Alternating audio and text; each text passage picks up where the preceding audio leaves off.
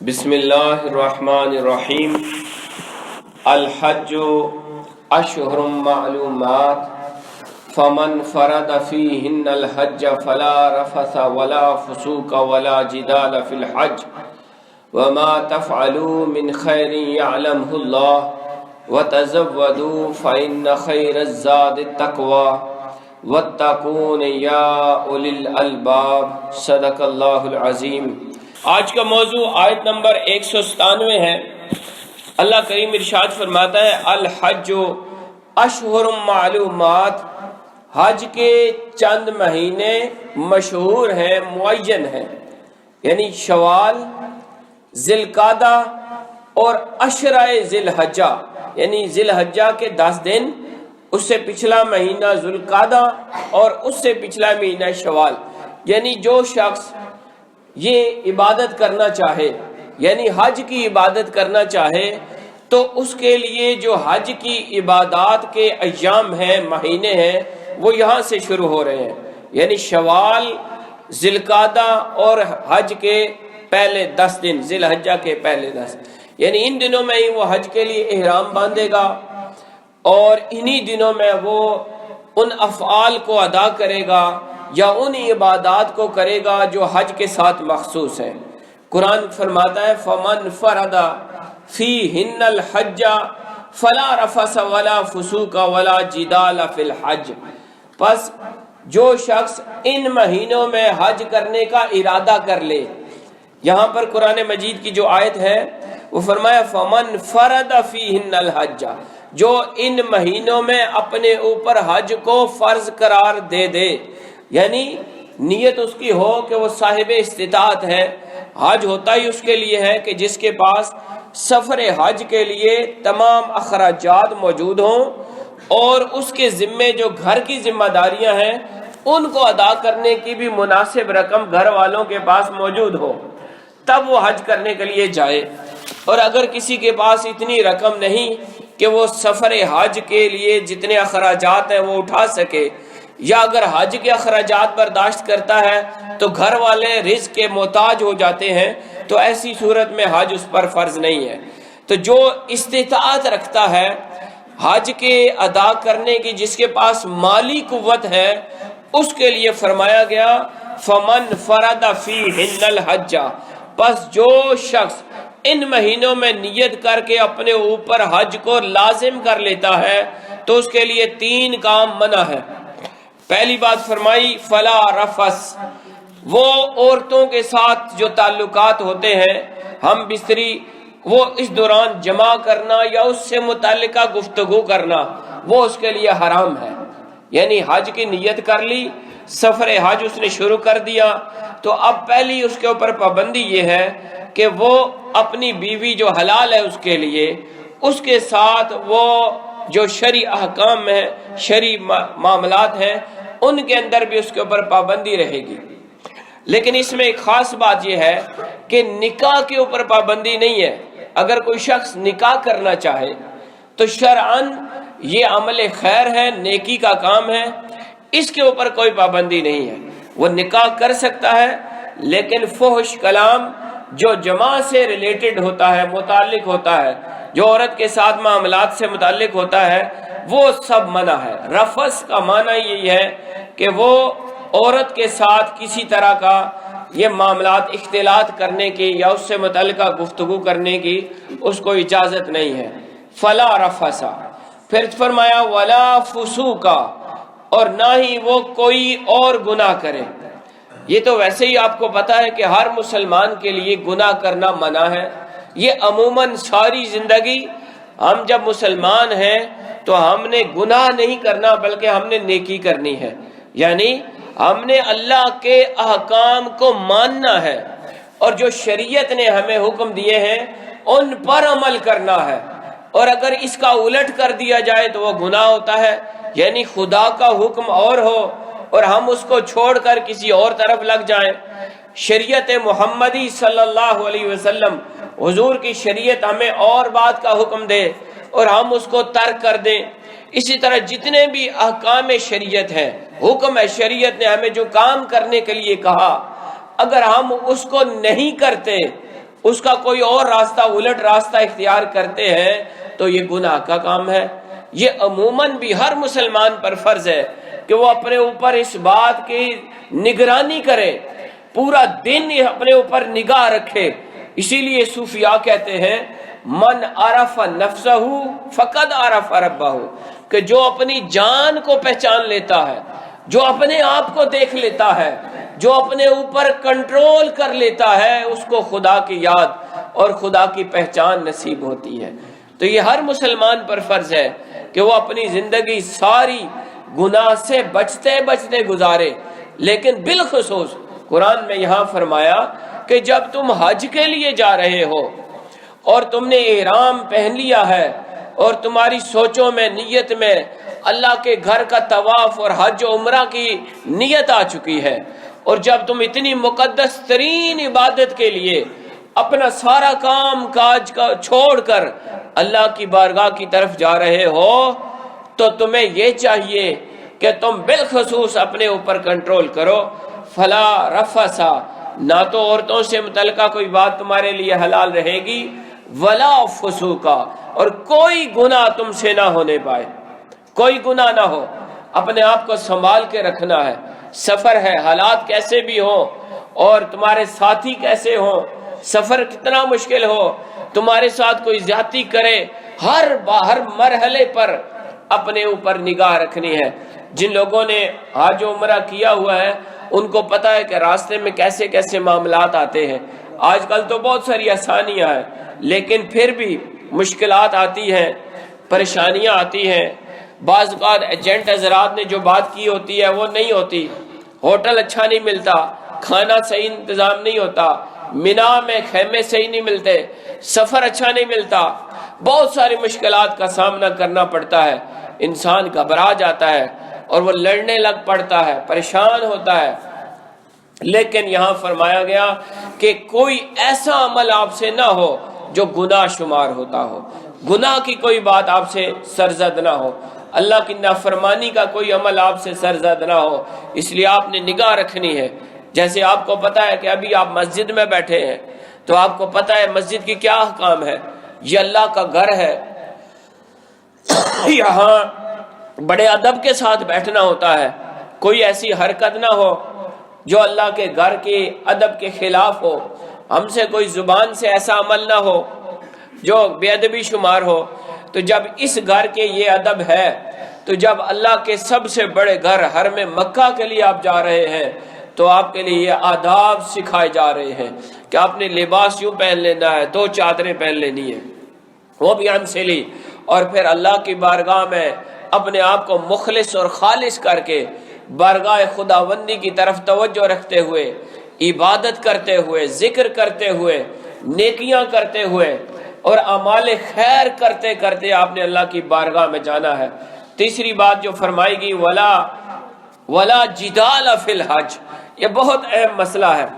یہ بات اس کو سمجھ آتی ہے جو حج میں جائے یا حج کر کے آیا ہو۔ فرمایا ولا جدال فی الحج، اور حج کے دنوں میں کوئی جھگڑا نہیں کرنا، بھائی لڑائی نہیں۔ انسان ہے، فطرت ہے اس کی، بعض اوقات انسان اپنے اس فطرت کے تابع جھگڑا کر لیتا ہے، انسان جھگڑالو ہے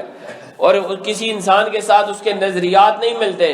اور وہ جھگڑ پڑتا ہے۔ لیکن بالخصوص یہاں پر اس بات کی طرف توجہ رکھنی ہے، اللہ ہم سب کو یہ توفیقات عطا کرے کہ ہم حج پہ جائیں، لیکن کہا گیا وہاں پر ممکن ہے حالات ایسے ہوں کہ تمہاری برداشت جواب دے جائے، لیکن یاد رکھنا تمہیں یہ اس بات کی خبر ہونی چاہیے کہ تم اللہ کے گھر کے مہمان بن کر آئے ہو، اور جو دوسرا ہے وہ بھی اللہ کا مہمان ہے۔ ہو سکتا ہے وہ اپنی کسی مجبوری سے تمہیں کوئی تکلیف دے دے، لیکن نہ جانتے ہوئے، نہ چاہتے ہوئے اس کا ہاتھ لگ جائے، کوئی ٹھوکر لگ جائے، تمہارے ساتھ کوئی تھوڑا سا کمی بیشی ہو جائے، تو تم نے یاد رکھنا ہے ولا جدال فی الحج، حج میں جھگڑا نہیں کرنا، حج میں جھگڑا نہیں کرنا۔ یہ آیت مبارکہ سمجھ تب آتی ہے جب آپ اس عالم میں موجود ہوتے ہیں، لاکھوں لوگ وہاں پر موجود ہوتے ہیں، آپ کو جگہ جگہ صبر کے ساتھ، آپ نے برداشت کے ساتھ ہر معاملہ کرنا ہوتا ہے۔ گاڑی میں بھی بیٹھنا ہے تو بڑے صبر کے ساتھ، صف میں کھڑا ہونا ہے صبر کے ساتھ، اور اسی طرح وضو کے لیے جانا ہے، ہزاروں لوگ لائنوں میں لگے ہوتے ہیں، اس طرح کھانا لینے جانا ہے، وہاں پر ہزاروں لوگ ہوتے ہیں۔ تو ان تمام معاملات میں ہر مرحلے پر آپ کو صبر کا مظاہرہ کرنا ہے، برداشت کا مظاہرہ کرنا ہے۔ اور فرمایا کہ یہ 3 کام کرنے یہ ضروری ہیں اس شخص کے لیے جو اپنے اوپر حج کی نیت کر کے اپنے اوپر حج کو فرض قرار دیتا ہے۔ قرآن مجید کی آیت سنیے، فرمایا فمن فردا، جس نے فرض قرار دے دیا، فیہن الحج، ان مہینوں میں اپنے اوپر حج کو اس نے نیت کر لی، میں اللہ کے گھر کا حج کرنے جا رہا ہوں، تو اب اس کے لیے لازم ہوگا فلا رفس، وہ عورتوں کے ساتھ تعلقات نہیں رکھے گا، نہ گفتگو کرے گا نہ جمع کرے گا۔ اور پھر اسی طرح فرمایا ولا فسوق، اور کوئی گناہ اس سے سرزد نہ ہونے پائے، اپنے آپ کو سنبھال کے رکھنا ہے۔ ولا جدال فی الحج، اور حج میں کوئی جھگڑا بھی نہیں کرنا، برداشت کرنی ہے، صبر کرنا ہے، اور بالکل اپنے آپ کو ایک طرح سے باندھ کے رکھنے کی طرح اللہ نے یہاں پر فرما دیا کہ اپنے آپ کو یوں سنبھالنا ہے، اور تب آپ نے حج کی جو تمام معاملات ہیں ان کو اچھی طرح ادا کرنے کے قابل ہوں گے۔ لیکن اگر آپ نے بے صبری کر دی، ذرا سی بے صبری ہوئی، تو سارا سفر رائے گاں چلا جائے گا۔ آپ کی زندگی کے اندر اللہ کرے یہ سفر آئے تو آپ ضرور اس بات کو اپنی نگاہ میں رکھیں کہ آپ نے ہر مرحلے پر صبر کا معاملہ دکھانا ہے، اور ان احکام خداوندی کو آپ نے یاد رکھتے ہوئے اللہ کی بارگاہ میں حاضر ہونا ہے۔ قرآن فرماتا ہے وَمَا تَفْعَلُوا مِنْ خَيْرٍ، لوگو تم جو بھی نیکی کرتے ہو، تم جو بھی بھلائی کرو گے، تم سے جو بھی نیکی ہوگی، یعلمہ اللہ، اللہ اس کو خوب جانتا ہے۔ اس لیے آپ نے نیکی خدا کی رضا کے لیے کرنی ہے، نیکی کسی انسان کو دکھانے کے لیے نہیں کرنی۔ اس میں یہ بھی بات شامل کر لیں کہ آپ نے حاجی کہلوانے کے لیے حج نہیں کرنا، بلکہ اللہ کی بارگاہ میں فریضہ حج اللہ نے آپ کو مالی استطاعت دی ہے، آپ سفر حج کر سکتے ہیں، آپ کے پاس اتنے مال و دولت ہے، تو آپ کے اوپر یہ عبادت فرض ہے، یہ آپ نے فرض ادا کرنا ہے۔ تو اللہ فرماتا ہے کہ اس دوران تم جو بھی نیکیاں کرو گے، جو بھی بھلائی کرو گے، جو بھی تم سے اچھا عمل ہوگا، یعلمہ اللہ، اللہ اسے خوب جانتا ہے۔ تو یہاں سے یہ نقطہ ہمیں مل گیا کہ ہم جو بھی نیکی کریں، ہم سے جو بھی عمل خیر ہو، وہ اس نیت سے ہو کہ میرا رب خوش ہو جائے، بس اس لیے آپ نماز پڑھیں اللہ کی خوشی کے لیے، حج کریں اللہ کی خوشی کے لیے، کسی کے ساتھ کوئی بھلائی کا عمل کریں خدا کی رضا کے لیے، دکھاوے کے لیے نہیں، نام بڑا کرنے کے لیے نہیں، کسی اور مقصد کے لیے نہیں۔ فرمایا جو بھی تم نیکی کرتے ہو وہ نیکی خدا کی رضا کے لیے کرتے ہو، تو تم دیکھو اللہ اس کو جانتا ہے۔ یہاں یہ بھی ایک بات ہمیں پتہ چلتی ہے کہ انسان اگر ظاہر میں بھی نیکی کرتا ہے تب بھی خدا اسے جانتا ہے، لیکن اگر انسان چھپ کر نیکی کرتا ہے، دکھاتا نہیں ہے، چھپا کر اللہ کی بارگاہ میں آنسو بہاتا ہے، توبہ کرتا ہے، کسی کو مالی مدد کرتا ہے، تو یہ جتنے بھی نیکیاں ہیں چاہے چھپ کر کی جائیں یا ظاہر کر کے کر دی جائیں، وہ سب خدا کے سامنے ہیں۔ ایک انسان کی فطرت ہے، انسان کے اندر اللہ نے نفس رکھا ہے، تو نفس کا کام ہی گناہ کی طرف بلانا ہے۔ ان النفس لامارۃ بالسوء، قرآن میں لکھا ہے کہ انسان کے اندر جو گناہ کرنے کی جو ہے وہ رغبت زیادہ ہے، انسان دوسروں کا مال ہضم کرنے کا زیادہ حریص ہے، دوسروں کو تنگ کرنا، دوسروں کو دبانا، دوسروں کے ساتھ ظلم زیادتی کرنا، اپنا مال بڑھانا، اپنا نام بڑھانا، اور اس طرح کی حرکتیں انسان کے اندر، یہ فطری طور پر یہ بات ہے، انسان کے اندر نفس لگا ہوا ہے۔ اب نفس کی بات ماننی ہے یا خدا کی بات ماننی ہے، بس یہاں یہی بات سمجھنے والی ہے۔ اب ایک طرف انسان کا نفس اس کو گناہ کی طرف ترغیب دیتا ہے اور اسے کہتا ہے یہ کر، ایسے کر، یہ مال لے لے، اس کو تنگ کر، اس کو دبا، اس سے یہ کر، تو یوں انسان کا نفس جو ہے امارہ، امر کرنے والا ہے، حکم دیتا ہے اسے ایسے کر، ایسے کر، گناہ کی طرف، بسو، گناہ جو اللہ نے منع کیا ہے، انسان کا نفس اس کی طرف اس کو بلاتا رہتا ہے، اور انسان کے دل میں گناہ کی رغبت پیدا ہوتی رہتی ہے۔ اب انسان جو اللہ کو مان لیتا ہے اور اللہ کو حاضر و ناظر سمجھ کر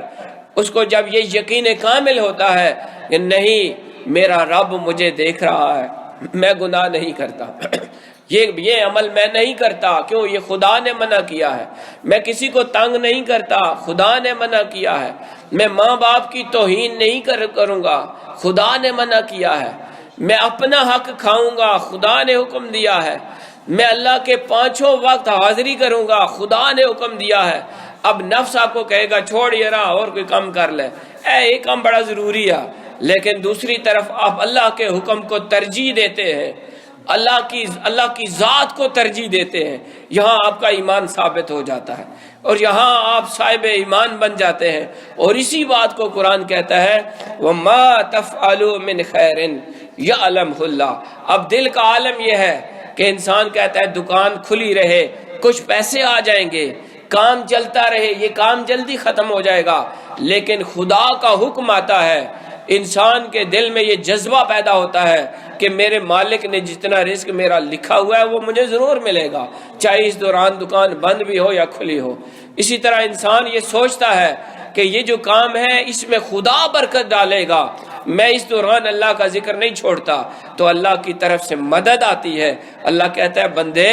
تو نے میری بات کو ترجیح دی، اب تو نے میرے لیے نیکی کی ہے، یعلم اللہ، اللہ تیری اس نیکی کو جانتا ہے۔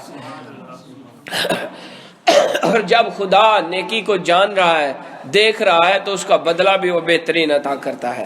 اب ایک بڑی اہم بات اسی آیت کے آخر میں اللہ کریم ارشاد فرماتا ہے وَتَزَوَّدُوا، اور زیادہ راہ لے لو،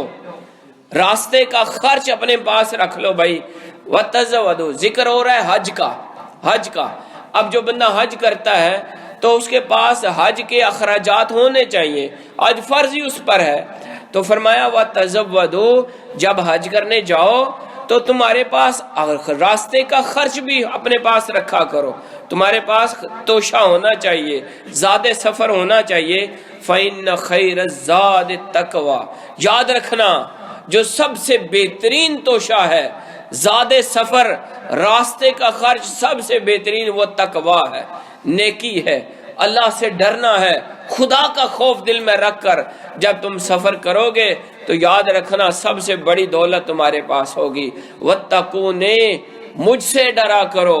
اللہ کہتا ہے ڈرو تو مجھ سے ڈرو۔ ہم کیسے انسان ہیں کہ ہم دنیا کی ہر طاقت سے ڈرتے ہیں لیکن خدا کا خوف نہیں کرتے۔ اللہ فرماتا ہے یہ نہ کرو، بلکہ جب مجھ سے ڈرو گے تو دنیا کی ہر شے کا خوف تمہارے دل سے اتر جائے گا۔ جب خدا کا خوف انسان کے دل میں آ جاتا ہے پھر انسان کسی اور شے سے نہیں ڈرتا۔ وَاتَّقُونِ يَا أُولِي الْأَلْبَابِ، اے عقل والو، اے سمجھدارو، ڈرنا تو خدا سے ڈرنا، بس اور کسی سے مت ڈرنا۔ یہاں یہ اہل یمن کا ایک طریقہ تھا، وہ جب حج کے لیے جاتے تو ان کے ہاں یہ روایت پڑ گئی تھی، یمن والوں کی، محبت والے لوگ ہیں، حضور نے ان کے لیے دعا کی تھی، تو ان کا یہ طریقہ تھا، وہ کہتے تھے جب حج کرنے جا رہے خدا دے گھر جلیاں تے پھر پیسے کول رکھاں، یہ توکل نے خلاف ہے، اللہ دے گھر جلیاں تو خدا آپ ہی ساریاں چیزاں محفظ ہے، وہی پوری کرسی۔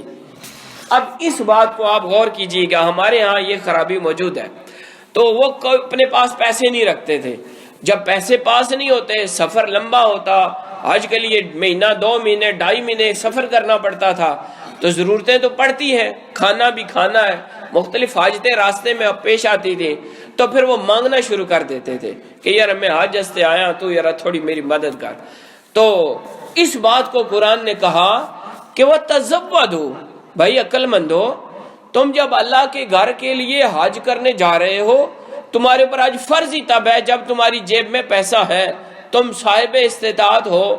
اس سفر کا خرچ کرنے کا تمہارے پاس مال و دولت ہے، تب تمہارے اوپر حج فرض ہے۔ اگر تمہارے پاس اس سفر کا خرچہ ہی نہیں، تم حج ہی نہ کرو، تمہارے اوپر فرض ہی نہیں ہے۔ لیکن اگر تم آ گئے ہو تو اپنا ساتھ زیادہ سفر لے کر آؤ، اپنا خرچ لے کر آؤ۔ اب دیکھیں یہ قرآن نے ہمیں ایک طریقہ سکھا دیا کہ ظاہری اسباب کو بھی اختیار کرنا چاہیے۔ اب کوئی بندہ کہتا ہے جی میں توکل کرتا ہوں، اور توکل یہ ہے کہ اب پیسے گھر میں پڑے ہوئے ہیں، اس نے کہا میں نے نہیں ساتھ لینے، میں اسی اللہ توکل ہی جلیا۔ خدا اس بات پر بھی قادر ہے کہ آپ کی لاج رکھ لے، اس کے لیے یہ مسئلہ نہیں، لیکن اللہ نے کہا یہ طریقہ غلط ہے۔ کبھی ایسے ہوا کہ آپ نے گندم بیجی، گندم کے بیج بویا اور وہاں سے کوئی اور پودا نکلا؟ کبھی ایسے ہوا؟ نہیں، یہ ایسے نہیں ہوتا، یہ اللہ کا طریقہ ہے۔ جبکہ اللہ قادر ہے کہ آپ گندم بوئے اور وہاں سے وہ مکئی نکال دے، یہ اللہ مالک ہے، قادر ہے، وہ ایسے کر سکتا ہے، لیکن اس نے طریقہ یہ نہیں رکھا۔ طریقہ یہی ہے کہ گندم کا دانہ زمین میں ڈالو گے تو گندم اگے گی۔ اس طرح اللہ نے اسباب کے ذریعے اللہ پاک نے آپ کی مدد کے طریقے اختیار کیے ہیں۔ تو آپ یہ بات ذہن میں رکھیں کہ جب آپ سفر میں جائیں تو توکل کے خلاف بات نہیں ہے کہ آپ اپنے اسباب سفر ساتھ لے لیں، اپنی اچھی گاڑی کا ارینجمنٹ کر لیں، سفر کا ارینجمنٹ کریں، رہائش کا انتظام کریں، کھانے کا انتظام کریں،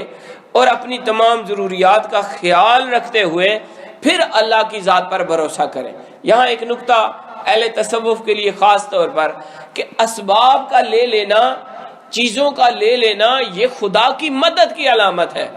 اب یہ بھی ممکن تھا اللہ پاک آپ کو وہ اسباب ہی نہ دیتا،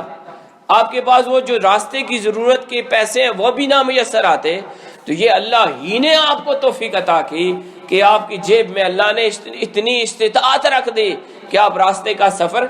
اس کا خرچ کر سکتے ہیں۔ تو خدا کی مدد،